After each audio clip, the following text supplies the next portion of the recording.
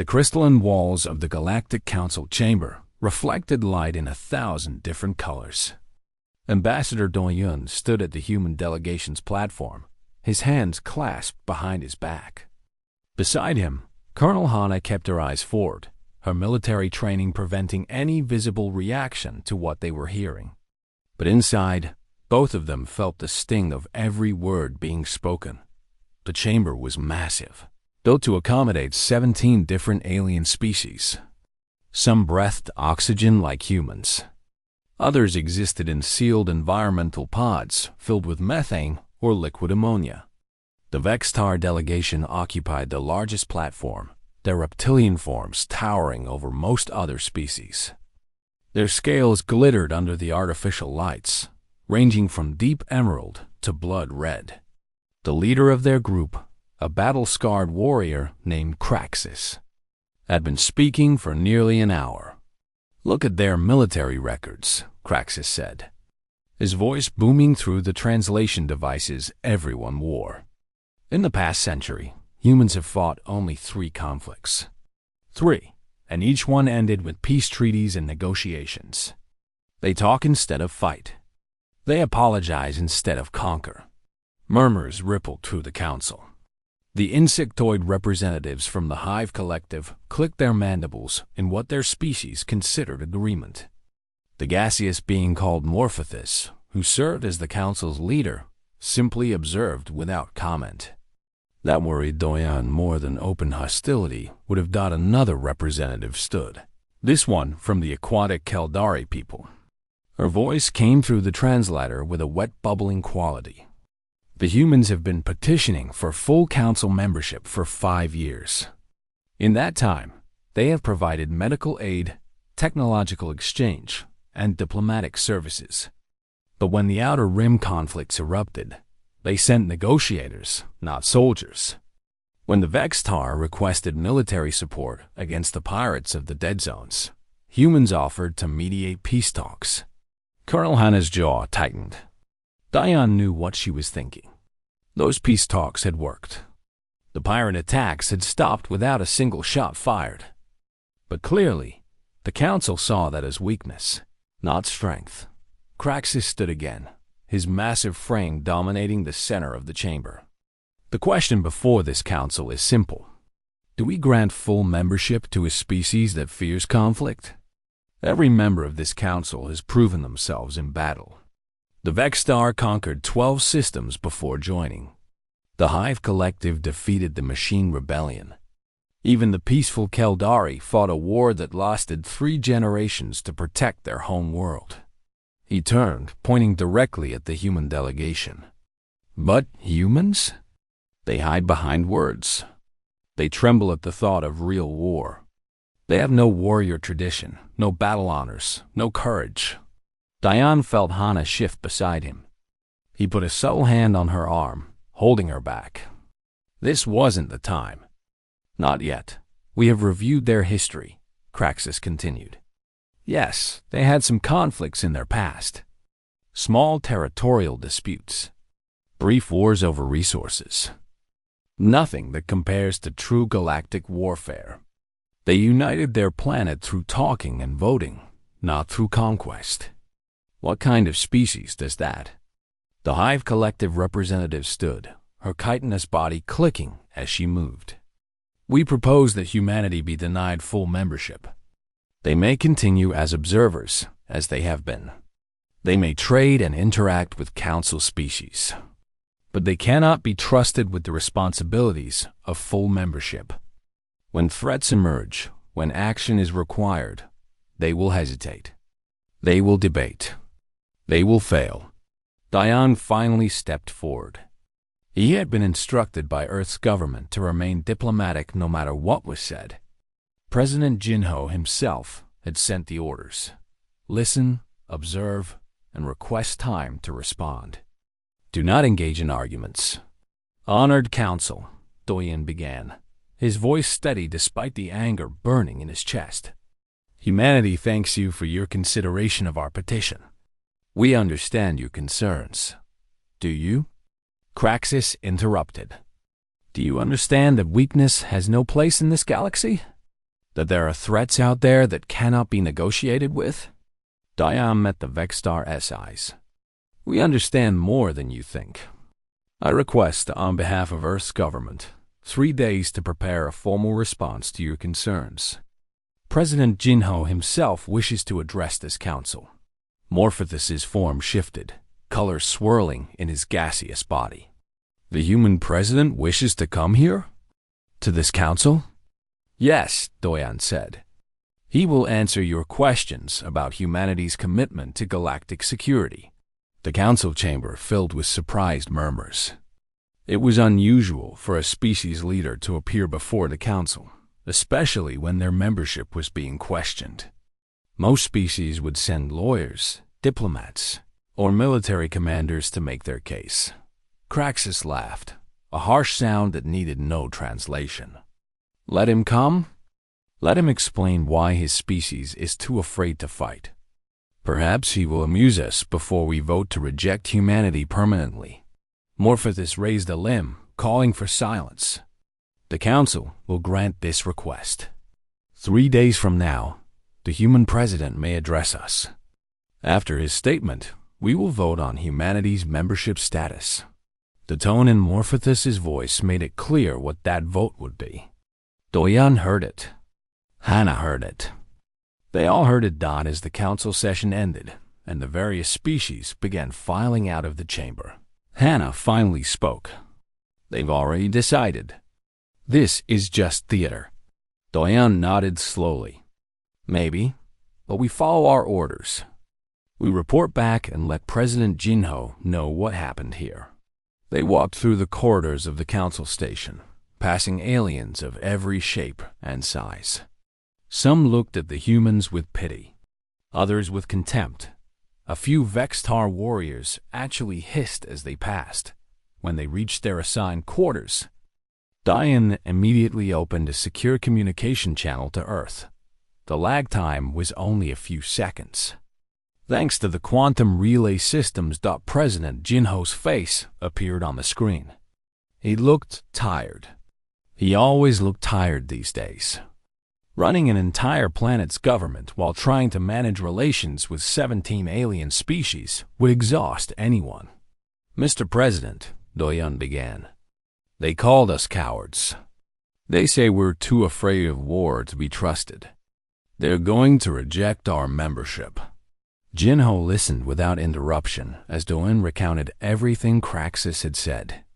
Every insult, every accusation, every dismissal of humanity's character. When Doyan finished, silence stretched across the channel. Hana watched the president's face carefully. She had served in Earth's military for 20 years before being assigned to the diplomatic corps. She knew what anger looked like, even when someone was trying to hide it. They think we fear war, Jinho finally said. His voice was quiet, controlled. Too controlled. Yes, sir, Doyan confirmed. And they've given us 3 days to respond. Yes, sir. You're invited to address the council directly. Another pause. Then Jinho nodded. Prepare the fastest ship we have. I'll be there in 2 days. Mr. President, perhaps we should send, Doyan began. No, Jinho interrupted. No diplomats. No military escorts. No advisors. Just me. If they want to know about humanity and war, then I'll tell them myself. The screen went dark. Doyan and Hannah looked at each other. Neither of them had ever heard the president sound like that before. This is going to get interesting, Hannah said quietly. Doyan could only nod. Interesting was one word for it. Terrifying was another. The orbital command station above Earth hummed with activity. President Jinho stood in his private office, staring at the planet below. From this height, Earth looked peaceful. Blue oceans, white clouds, green and brown continents. No borders visible from space. No signs of the violence that had shaped every meter of that surface. His chief of staff, Mira, entered without knocking. She had worked with Jinho for 10 years. She knew when formalities could be dropped. The cabinet is assembled. Everyone you requested is here. Jinho turned from the window. Show them in. Within minutes, his office filled with the most important people in Earth's government. Defense Minister Taemin arrived first, carrying 3 data tablets and a locked case that required his fingerprints to open. Science Advisor Sora came next, her gray hair pulled back in a tight bun, her eyes already showing the strain of whatever she had been researching. Intelligence Director Kyung-ho was last, moving with the careful efficiency of someone who had spent 40 years in the shadows of government work. Sit, Jinho said, gesturing to the chairs arranged around his desk. Nobody sat. They could all see the expression on his face. They called us cowards, Jinho said without preamble. The Galactic Council thinks humanity is too afraid of war to be trusted with membership. They think our peace treaties and diplomatic efforts are signs of weakness. Taemin's knuckles went wide around his data tablets. Sir, with respect, those arrogant. Save it, Jinho interrupted. I feel the same way. But anger without information is useless. That's why I called you here. I need everything. Every piece of data about humanity's history with war. Every statistic. Every comparison with the Council species. I need to know exactly how wrong they are. Sora stepped forward. Mr. President, perhaps we should consider a different approach. We could highlight our technological contributions, our scientific achievements. No. Jinho's voice was flat. They've made this about war. About courage. About whether humans have what it takes to stand with them. Fine. Then that's what we'll discuss. Kyung-ho set a datapad on the desk. I took the liberty of compiling profiles on every Council species. Their military histories, their warfare traditions, their concepts of honor and combat. You'll want to see this.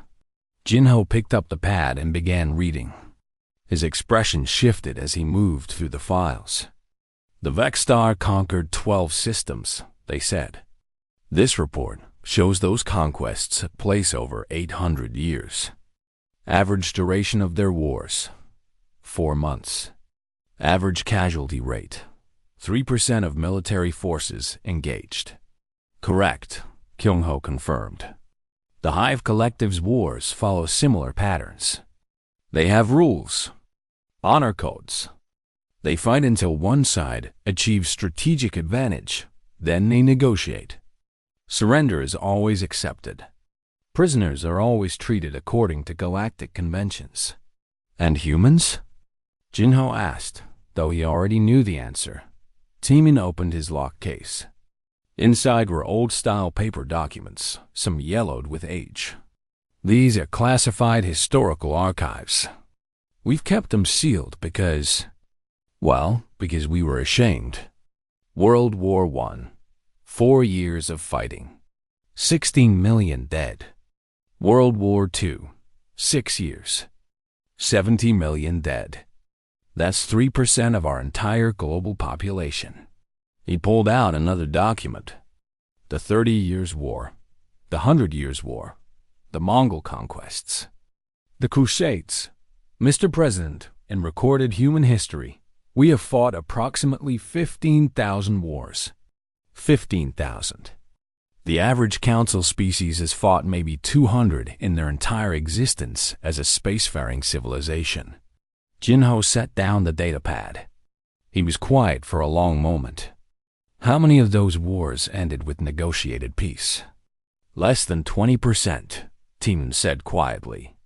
The rest ended with complete conquest, destruction of the losing side, or mutual exhaustion. We don't stop when we're losing. We don't stop when we're winning.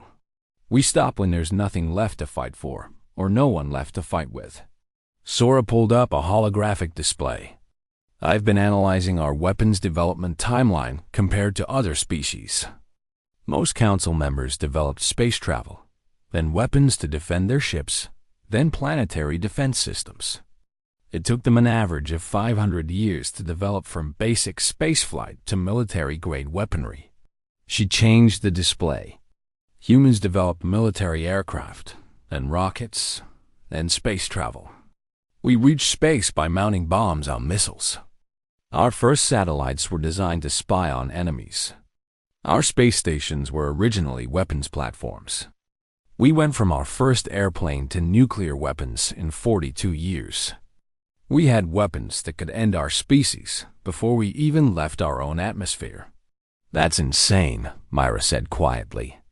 When you put it like that, it sounds insane. It was insane, Jinho agreed. But it's what we did. Because we were afraid of each other. Because we couldn't stop competing, even when the competition might kill everyone. Kyung-ho brought up another file. Current human military capabilities. This is all classified at the highest level. Our colony ships have weapon systems that violate 9 galactic warfare conventions. The civilian cargo vessels have concealed weapon ports. Every station, every orbital platform, every settlement beyond Earth has military-grade defenses built into its infrastructure. Why? Jinho asked. We've been at peace for a century. Why did we build all of this? Taemin answered. Because we couldn't forget. The engineers who designed the colony ships remembered the world wars. The architects who built the stations grew up learning about the bombing campaigns. We built it all with the assumption that someday someone would attack us and we would need to fight back. Jinho stood and walked to the window again. Earth turned slowly beneath the station. Show me the Drake protocols. Everyone in the room went still. Myra spoke first. Sir, those are sealed by... I know what they're sealed by. I was there when we locked them away. Show me. Taemin's hands shook slightly as he pulled up the files. The Drake protocols. Contingency plans for total war. Created by military planners from every nation, working together for the only time in history. They were so horrified by what they created that they sealed them and swore never to speak of them again. The holographic display showed scenarios. Plans for biological warfare. Genetic weapons. Nanotechnology designed to dismantle enemy infrastructure at the molecular level. Artificially intelligent war machines. Plans for turning asteroids into kinetic weapons. Plans for destabilizing stars. This one, Kyung-ho said, pointing to a file marked with a red skull symbol. This is called the Prometheus option. If Earth was ever completely lost, if humanity was down to its last colony, this protocol would be activated. It involves weaponizing quantum mechanics itself. The scientists who proposed it said it could potentially destroy entire solar systems. They also said they weren't sure it could be stopped once started. Sora had gone pale. I've never seen this. No one in the civilian science community has ever seen this. That was the point, Jinho said. We were terrified of what we'd created. So we locked it away and pretended it didn't exist. He turned to face his advisors. Here's what's going to happen. I'm going to the council station. I'm going alone. And I'm going to tell them the truth about humanity and war. Sir, that's... Myra began. Dangerous? Reckless? Maybe. But they've made their judgment based on ignorance. They see our peace and think it means we're weak. They don't understand that we pursue peace because we know what happens when we don't. Taemin closed his case. What will you tell them? Jinho smiled, but there was no humor in it. Everything. Every war. Every weapon. Every horrifying thing we've done to each other. And then I'll ask them if they really want to find out what we're capable of when we stop being afraid. The room was silent. Finally, Myra spoke. When do you leave? Tomorrow morning. Prepare the fastest ship we have. And someone get me a strong coffee. I have 2 days to memorize 10,000 years of human violence. As everyone filed out, Kyung-ho paused at the door. Mr. President? What if they call your bluff? Jinho looked at him. What makes you think I'm bluffing? Kyung-ho had no answer for that. The council chamber buzzed with anticipation. Representatives from 17 species had gathered, many arriving early to secure the best viewing positions. Word had spread throughout the station that the human president was coming to defend his species personally. Most expected entertainment. Some expected desperation. None of them expected what was about to happen. Ambassador Doyon stood in the observation deck above the main chamber. Beside him, Colonel Hana checked her datapad for the 100th time. His ship docked 20 minutes ago. He should be here soon. Is he alone? Hana asked. Completely. He refused security. Refused advisors. He's carrying nothing but a data chip with his presentation materials. Hana shook her head. This is either brilliant or suicidal. Below them, the council members settled into their positions. The Vextar delegation occupied their platform, Craxus standing at the front with his arms crossed. He was speaking with other representatives, his voice carrying even through the chamber's acoustics. This should be brief. The human will make excuses, perhaps beg for reconsideration. Then we vote, and this matter is finished. Several other representatives clicked or hummed their agreement. The Hive Collective's speaker rubbed her mandibles together in anticipation. Even Morphothus, usually neutral in all proceedings, seemed to have already made up his mind. His gaseous form swirled with colors that the translators interpreted as dismissive satisfaction. The chamber doors opened. President Jinho walked in. He wore a simple black suit, no medals or decorations. His hair was graying at the temples. His face showed the lines of someone who had spent years making difficult decisions. He carried no briefcase, no notes, no entourage. Just him and the small data chip visible in his hand. The chamber fell silent as he walked to the central podium. His footsteps echoed in the massive space. He placed the data chip into the podium's reader and looked up at the assembled council. Morphothus spoke first, his translator rendering his gaseous communication into standard language. President Jinho of Earth, you have been granted the opportunity to address this council regarding your species' petition for membership. The concerns have been stated clearly. Humanity is perceived as weak, afraid of conflict, unsuited for the responsibilities of full council membership. You may now respond. Jinho stood there, silent. He looked at each delegation in turn. The Vextar, proud of their conquests. The Hive Collective, certain of their military superiority. The Keldari, who had fought a 3-generation war and wore it as a badge of honor. The dozen other species, all of them convinced that humans were soft. Then he began to laugh. Not nervously, not apologetically.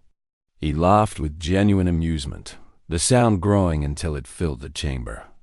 It was dark laughter, the kind that made people uncomfortable because they didn't understand the joke. The council stirred. Craxus leaned forward. Human, control yourself. You stand before warriors? Jinho interrupted, his laughter stopping abruptly. Before species that know the meaning of war?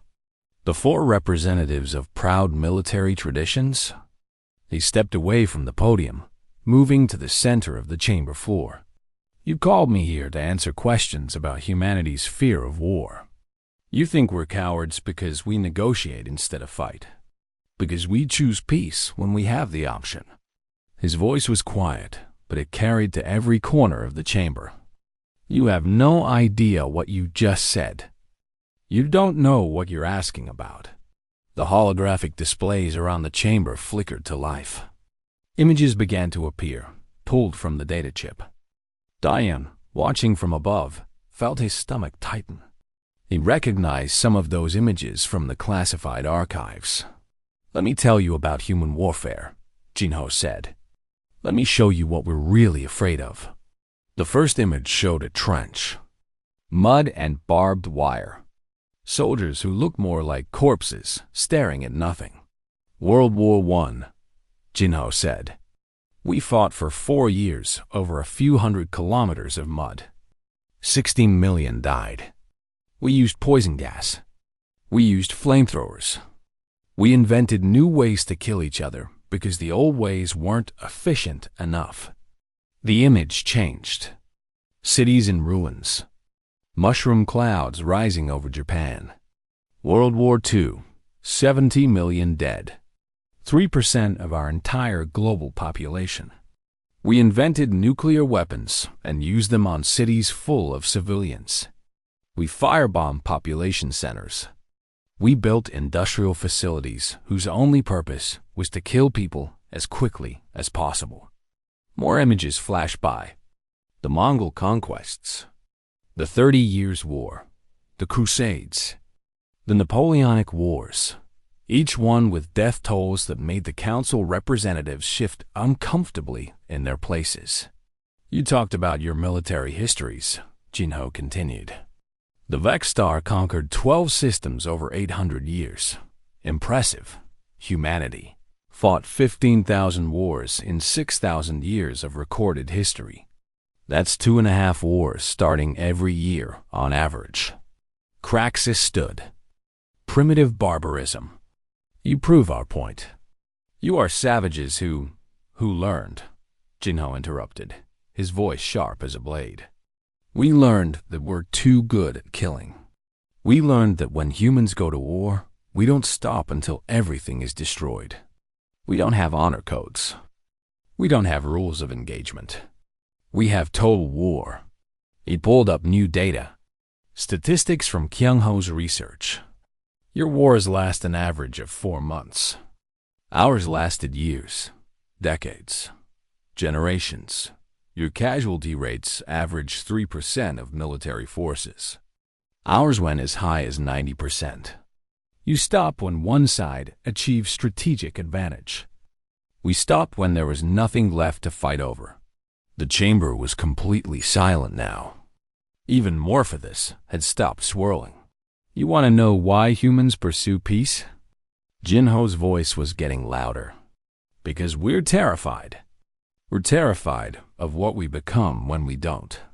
We're terrified that if we start fighting again, really fighting, we won't be able to stop. He pulled up another image. This one showed nuclear weapons. Thousands of them, enough to destroy Earth dozens of times over. We built these. We built weapons that could end our own species. And we came within minutes of using them. Multiple times. We stood on the edge of extinction, and the only thing that stopped us was fear. Hana gripped the railing of the observation deck. He's not holding back. He's telling them everything. Diane could only nod. This was beyond what anyone had expected. The president wasn't defending humanity. He was warning them. Every member of this council has fought wars, Jinho said. You have warrior traditions, battle honors. You celebrate your victories and mourn your losses according to your customs. You have rules. When someone surrenders, you accept. When a colony is defeated, you occupy it. When an enemy is beaten, you negotiate terms. He turned, looking directly at Craxus. Humans don't work that way. We invented the concept of unconditional surrender. We invented wars of extermination. We invented the idea that victory means the complete destruction of the enemy's ability to ever threaten us again. The Vexstar warrior, for the first time in his life, took a step backward. You think we fear war because we're weak, Jinho said. His voice was quiet again, but somehow more terrifying because of it. You're wrong. We fear war because we're too strong at it. Because when humans stop being diplomatic, when we stop negotiating, when we decide that peace isn't working anymore, we become the most dangerous thing in the galaxy. He looked up at Morphothus. We're asking to join your council. We're offering our services as mediators, diplomats, scientists. We're offering everything except our full military capability.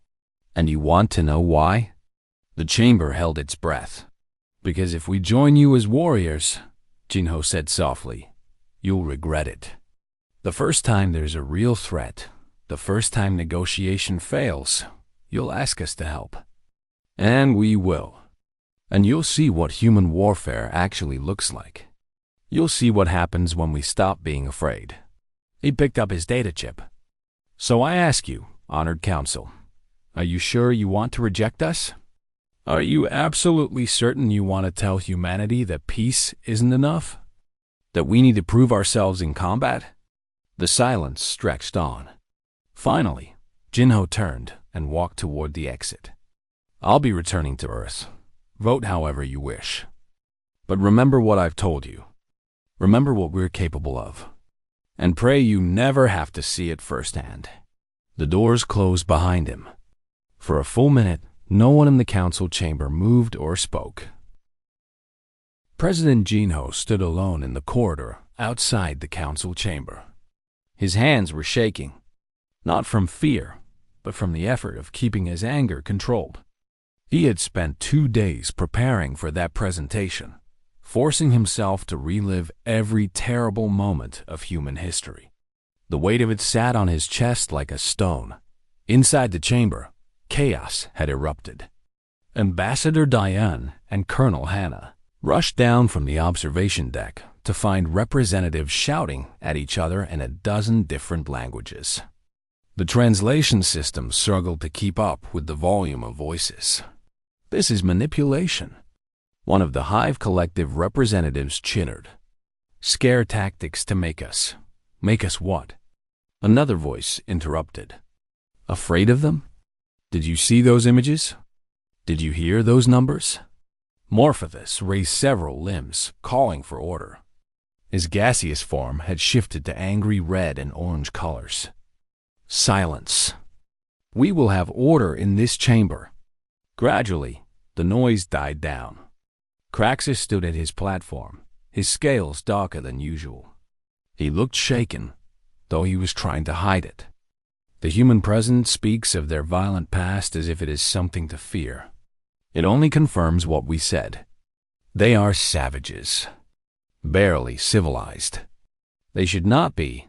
Did we watch the same presentation? The Keldari representative's wet voice cut through the chamber. The humans fought a war that killed 3% of their global population. 3%. Our 3-generation war killed 0.05% of our people, and we consider it the defining tragedy of our history. Another representative, from a species called the Anther Collective, stood. They were small, insectoid creatures known for their analytical minds. I have been calculating the statistics. If humanity fought 15,000 wars in 6,000 years, and if their casualty rates were as high as President Jinho claimed, then they should have gone extinct multiple times over. The fact that they survived and eventually achieved global peace is unprecedented. It proves nothing, Craxus insisted, except that they were lucky and eventually grew tired of killing each other. Or, the Anther representative continued, it proves that they are capable of learning from their mistakes. Something that took most of our species much longer to accomplish. Inside the chamber, the debate continued. Outside, President Jinho was approached by his delegation. Sir, Doyen said quietly. That was intense. Jinho nodded. It needed to be. They weren't listening to diplomacy. Are you sure about the information you revealed? Colonel Hannah asked. Some of those weapon systems, the Drake protocols, those were classified at the highest level. I know, but they needed to understand. Jinho looked back at the closed chamber doors. They needed to see that we're not afraid of them. We're afraid of ourselves. Back in the chamber, Morphothus had called for a continuation of the session. President Jinho has left, but his presentation has raised questions that must be addressed. I propose we examine the data he provided more carefully before making any decisions. The data was displayed on the holographic systems. Representatives began reading through it, their reactions ranging from disbelief to horror. The statistics were clear. The images were undeniable. The historical records, pulled from Earth's own archives, showed a species that had spent most of its existence finding new and more efficient ways to destroy itself. "Look at this," the Anther representative said, pulling up a specific file. "The Cold War. For 40 years, humans had enough nuclear weapons to destroy their entire planet. They pointed them at each other. They came within minutes of launching them on multiple occasions. And they chose not to. Fear," Craxus said. "They were paralyzed by fear. Or," the Keldari representative countered, "they were restrained by wisdom. They understood the consequences and chose peace, even when war seemed easier." A new voice entered the discussion. One of the oldest members of the council, a silicon-based life form called Elder Korth, who rarely spoke in sessions. His voice came through the translators like grinding rocks. "I have been a member of this council for 3 centuries. I have seen 47 species petition for membership. Not once have I seen a species present their worst moments as their greatest qualification." The chamber fell silent at his words. Elder Korth continued, his form shifting slowly as he spoke. "Every species that comes before us talks about their achievements, their technological advances, their cultural contributions, their military victories. But the humans? They showed us their failures, their atrocities, their darkest moments. Because they're ashamed," someone suggested. "No," Elder Korth said. "Because they're honest. They know what they are. And they're warning us." Craxus slammed a clawed hand on his platform. "Warning us? Of what? That they'll attack if we reject them?" "No," Elder Korth said. "Warning us of what will happen if we accept them and then force them into a position where they must fight. President Jinho said it clearly. They are offering diplomacy, science, trade. Everything except their full military capability. And I believe he's sincere." The Anther representative pulled up another file. This document describes something called the Drake Protocols. It appears to be sealed information that President Jinho revealed specifically for this presentation. The protocols outline contingency plans for total war. Some of these weapon systems? The representative trailed off, mandibles clicking nervously. "Some of these are theoretical technologies we haven't even considered. Weaponized quantum mechanics? Genetic weapons that target specific DNA patterns? Artificial intelligence designed specifically for warfare. More scare tactics," Craxus insisted, but his voice lacked conviction. "Are they?" the Keldari representative asked. "Or are they the contingency plans of a species that learned, through terrible experience, that you must prepare for the worst? Consider their history. Every time they weren't prepared, millions died. Is it surprising that they became overprepared?" Morphothus swirled thoughtfully. "The question remains, does this make them suitable for council membership or not?" "I have a question," Elder Korth said. "In the past century, how many conflicts have humans been involved in?" The Anther representative pulled up the data. 3. All ended with negotiated settlements. 0 casualties on the human side. Minimal casualties overall. And in the century before that?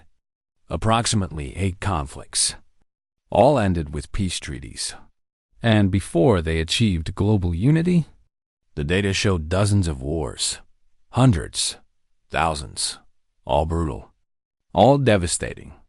Then, suddenly, after humans united their planet, the wars stopped.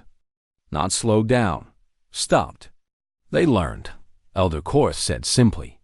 They learned that war is not the answer. Not because they lost at it, but because they were too good at it. That is not weakness.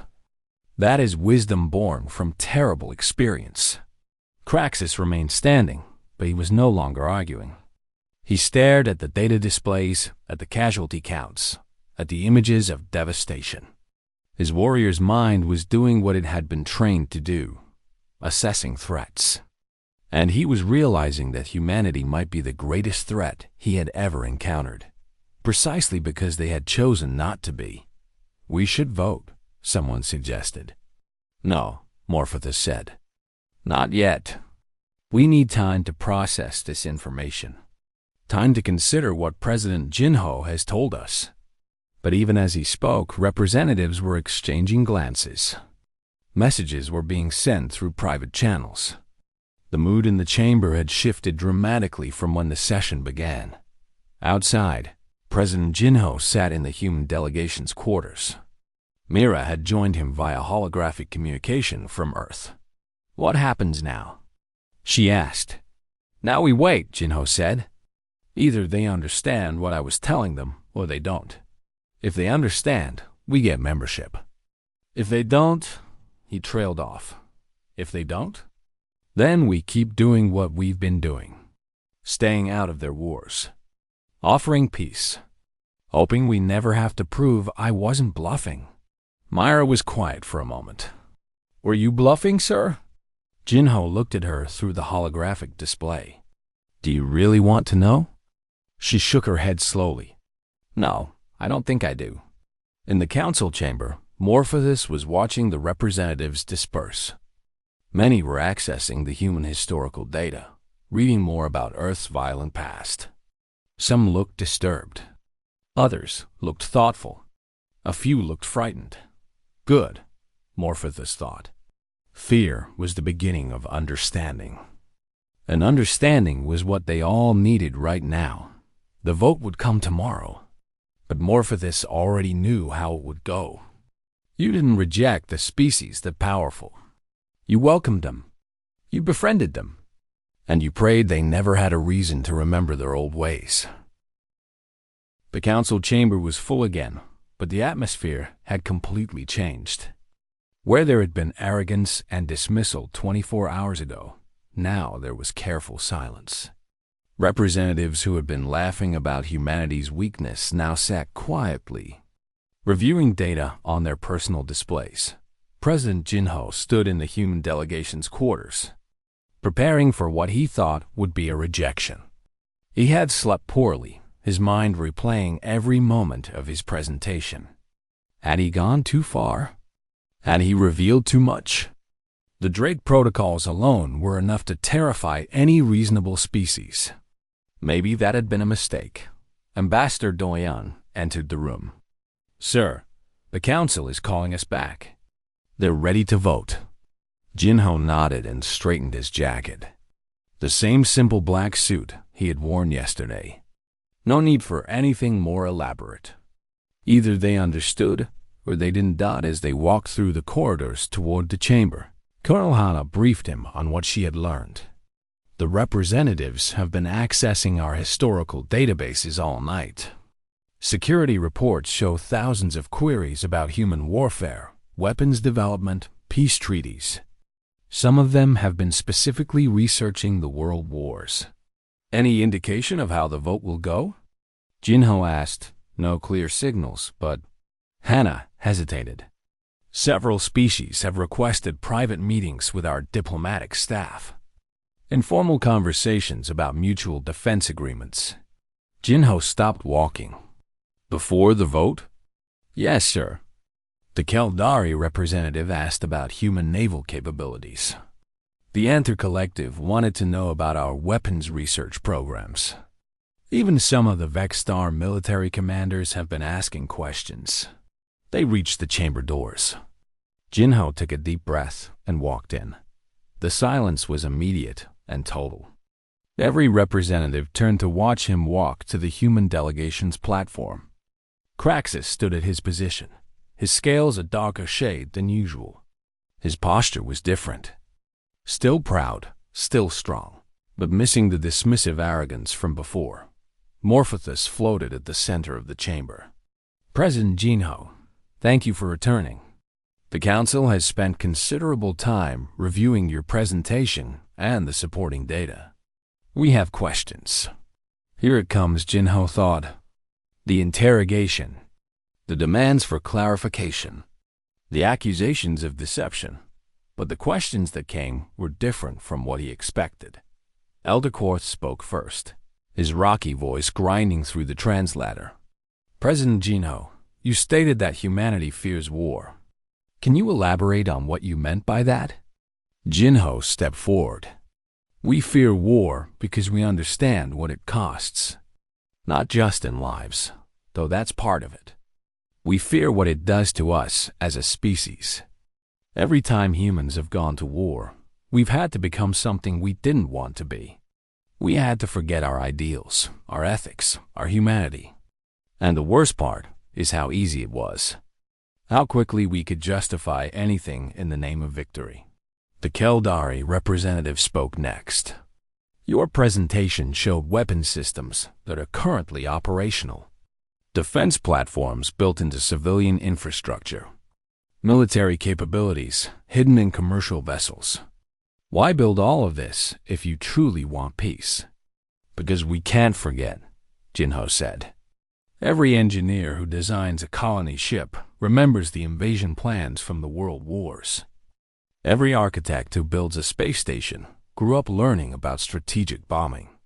We build defensive capabilities into everything because our history taught us that peace is temporary. We hope we're wrong.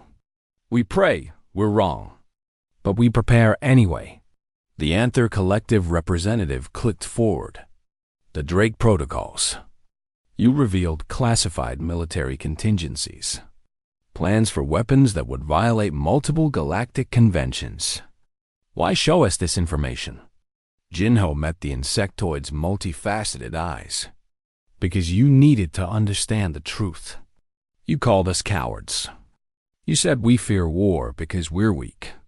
I showed you the Drake Protocols so you would understand that we fear war because we're too good at it.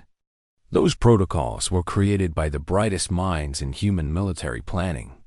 Then those same people sealed them away and recommended they never be opened. That should tell you something. Craxus finally spoke, his voice lacking its usual booming confidence. I have reviewed your historical data, the casualty numbers, the duration of your conflicts, the methods employed. If these records are accurate, then humanity has survived conflicts that would have destroyed most other species. They're accurate, Jinho confirmed. We don't hide our history. We can't afford to. Forgetting is how it happens again. Then answer me this, Craxus continued. With such capability, such experience in warfare, why do you seek to join a council that you could dominate through force? The chamber held its breath. This was the real question. The one everyone wanted answered. Jinho was quiet for a moment. Then he spoke, his voice carrying to every corner of the massive chamber. Because we don't want to dominate. We don't want to conquer. We don't want to be the thing we used to be. For the first time in our history, we've achieved something that no human civilization has ever maintained for more than a few generations. Real peace. Not just the absence of war, but actual cooperation. The choice to solve problems without violence. He looked around at the assembled representatives. We're asking to join your council because we want to be part of something bigger than ourselves. We want to contribute to galactic civilization. We want to help, to learn, to grow. But we're also honest about what we are. If you accept us, you're accepting a species that carries weapons everywhere because we can't forget what happens when we're unprepared. You're accepting a species that has contingency plans for genocide because we know how easily it can happen. You're accepting a species that fears its own shadow because that shadow has killed billions. The Hive Collective's speaker, who had been silent until now, spoke up. And if we were to accept humanity and then request military assistance in a conflict, what would happen? Jinho's expression hardened. Then you would see what human warfare looks like. And I promise you, you would regret asking. Because we don't do limited wars. We don't do strategic conflicts. When humans commit to war, we commit completely. We study the enemy, we identify their weaknesses, and we exploit them without mercy. We don't stop when we're winning. We don't accept surrender until we're certain the threat is eliminated. We turn war into a science, and we're very, very good at it. That sounds like a threat, someone said. It's a warning, Jinho corrected.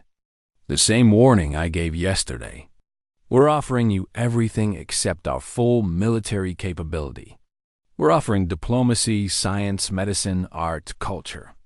We're offering to be your friends, your allies, your partners.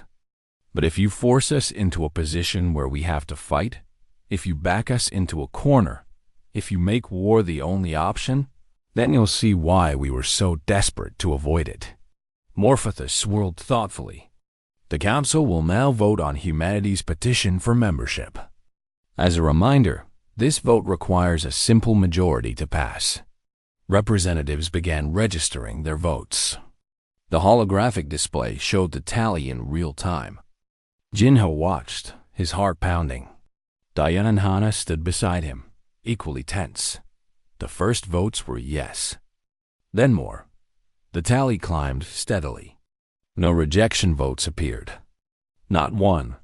When the final vote was registered, the display showed unanimous approval. 17 species, all voting yes. The chamber erupted in a different kind of chaos. Representatives stood, some applauding in their own ways, others sending formal diplomatic acknowledgments. But there was something else in the air. Something that hadn't been there before. Respect. And underneath it, carefully hidden but definitely present, fear. Morphothus spoke over the noise. By unanimous decision of the Galactic Council, humanity is granted full membership with all rights and responsibilities. Welcome, President Jinho. Welcome, humanity. Jinho bowed formally. We are honored by your trust. We will do everything in our power to justify it. As the session ended and representatives began to leave, several approached the human delegation. The Keldari representative was first. President Jinho, my government would like to discuss a mutual defense treaty. Not because we expect conflict, but because we would prefer to have humans as allies rather than enemies. 3 more species made similar requests. Even Craxus approached, his massive form moving carefully through the crowd. President Jinho, I owe you an apology. I called your species cowards. I was wrong. Jinho extended his hand, a human gesture of respect. After a moment, Craxus grasped it carefully. You weren't entirely wrong, Jinho said. We are afraid.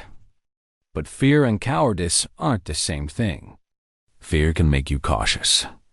Cowardice makes you weak. We're cautious. Craxus nodded slowly. I understand now, and I have sent a message to my government's military command. I recommended that if they ever consider conflict with humanity, they should reconsider very carefully. Later, aboard the ship back to Earth, Jinho sat alone in his quarters. Myra appeared on the holographic display. Congratulations, Mr. President. Full membership with unanimous approval. The celebration at home has been incredible. Good, Jinho said, but he didn't sound happy. What's wrong? This is what we've been working toward for 5 years. Jinho looked at her. I showed them who we really are, Myra. I warned them. I terrified them into accepting us. That's not the foundation for true cooperation.